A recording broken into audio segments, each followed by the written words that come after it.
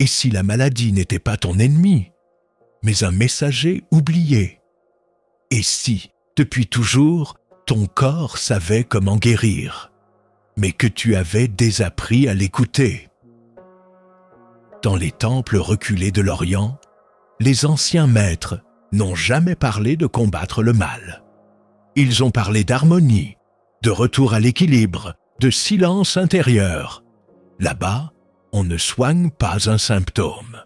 On réveille la mémoire du corps, ce pouvoir sacré d'auto-guérison que chacun porte en soi. Toi aussi, tu possèdes cette force. Elle n'a pas disparu. Elle sommeille, sous le tumulte des pensées, derrière les tensions, au cœur du souffle. Aujourd'hui, je vais t'emmener dans une histoire que peu connaissent, une sagesse ancienne transmise dans le secret des monastères, oubliée par le monde moderne. Un secret qui ne vient ni de la médecine, ni des laboratoires, mais de l'observation intime du vivant. Reste avec moi jusqu'à la fin, car ce que tu vas découvrir ici ne va pas seulement apaiser ton esprit. Cela pourrait bien transformer ta relation avec ton corps et avec la vie elle-même. Abonne-toi si tu ressens que quelque chose en toi cherche la paix. Et dans les commentaires, écris simplement « Je choisis d'écouter mon corps ». Celui qui connaît le corps connaît le monde. Celui qui connaît le monde connaît la voie. Ainsi parlaient les maîtres de la forêt dans la lignée ancienne du Bouddha. Dans le Dhammapada, il est écrit « Tout ce que nous sommes est le résultat de ce que nous avons pensé. L'esprit est tout. Nous devenons ce que nous pensons. » Et pourtant, dans notre époque moderne, nous avons inversé ce principe. Nous traitons le corps comme une machine et l'esprit comme un oubli. Nous confions notre santé à des experts extérieurs, sans jamais nous demander « Qu'est-ce que mon corps veut me dire ?» Dans la tradition bouddhiste, la maladie n'est pas un accident. Elle est l'expression d'un déséquilibre, un signe, une opportunité. C'est le langage silencieux du corps, quand l'esprit s'est éloigné de sa nature véritable. Autrefois, les moines méditaient sur la respiration, le feu digestif, les cycles lunaires et le karma du cœur. Ils savaient que l'esprit agité crée des tensions, que les émotions non digérées deviennent des douleurs, et que la paix intérieure, véritablement installée, pouvait redonner au corps son intelligence originelle. Aujourd'hui, cette sagesse est presque oubliée, remplacée par des prescriptions, des injections, des diagnostics sans âme. Mais si tu t'arrêtes, si tu écoutes profondément, tu peux encore entendre l'écho de cette vérité. Ton corps ne cherche pas la perfection. Il cherche à revenir à sa vraie nature. Lorsque tu étais enfant, tu n'avais pas besoin qu'on t'explique comment guérir. Tu tombais, tu pleurais, tu t'arrêtais. Et le corps, doucement, faisait son œuvre. Il réparait, il comprenait, il savait.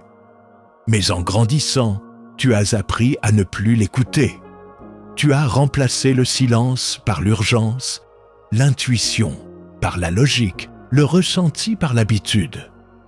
Tu t'es coupé du souffle. Tu as oublié que la vie elle-même circule en toi et qu'elle sait.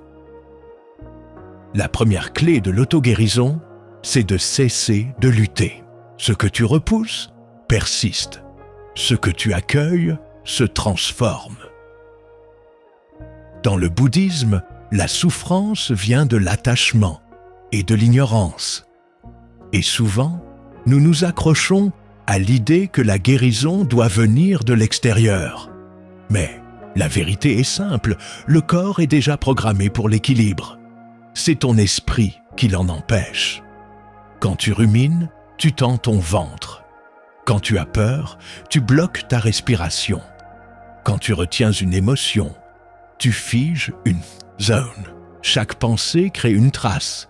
Chaque refus imprime un poids. La médecine bouddhiste enseigne ceci.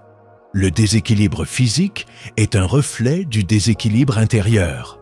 Et ce déséquilibre peut être apaisé non pas par une pilule, mais par le retour à la pleine présence.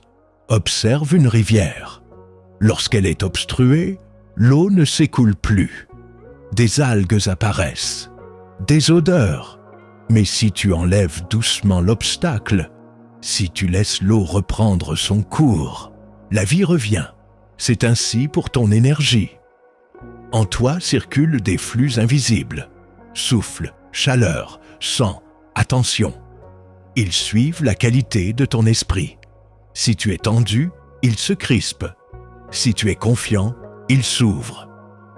La deuxième clé, c'est de reconnaître ton pouvoir subtil. Le Bouddha n'a jamais prétendu guérir les corps. Il a montré comment se libérer de la souffrance. Et parfois, en libérant l'esprit, le corps, lui aussi, trouve le chemin. On raconte qu'un moine, atteint d'un mal ancien, fut guéri, non pas par un remède, mais par une seule pratique.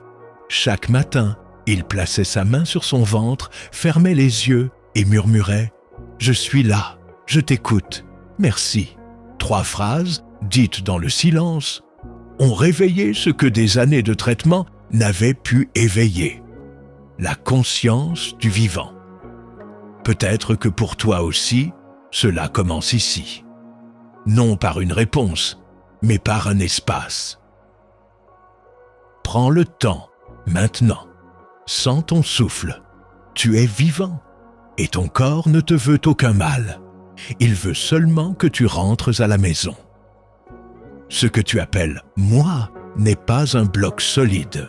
C'est une collection d'impressions, de souvenirs, de désirs, de peurs.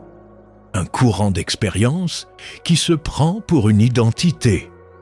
Et tant que tu crois que ce « moi » contrôle tout, ton corps, ta santé, ta vie, tu restes prisonnier de l'illusion.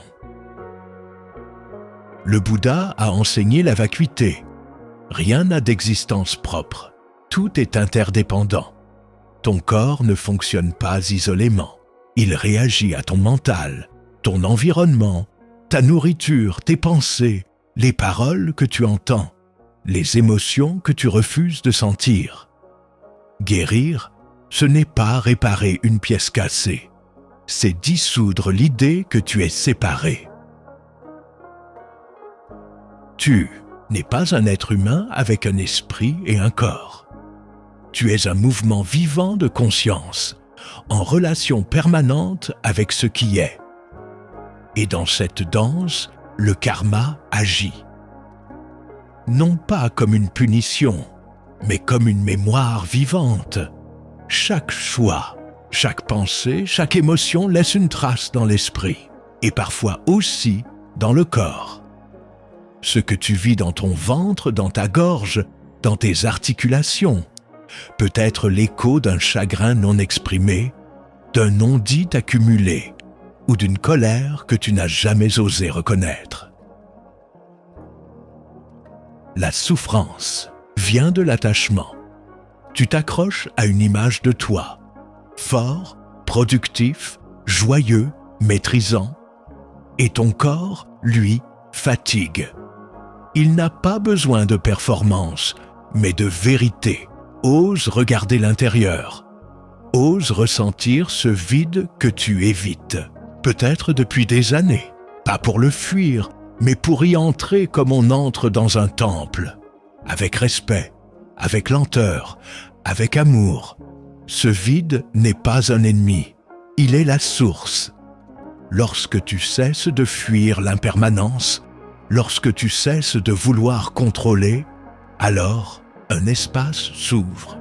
Et dans cet espace, l'énergie circule à nouveau. L'auto-guérison n'est pas une technique.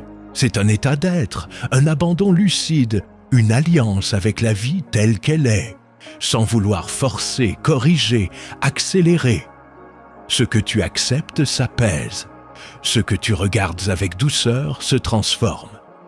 Et même si ton corps ne devient pas parfait, il peut devenir habité. Et cela, c'est déjà une guérison. Tu n'as pas besoin de tout comprendre pour guérir. Tu as seulement besoin de commencer à écouter. Écouter sans juger, ressentir sans fuir, agir avec simplicité.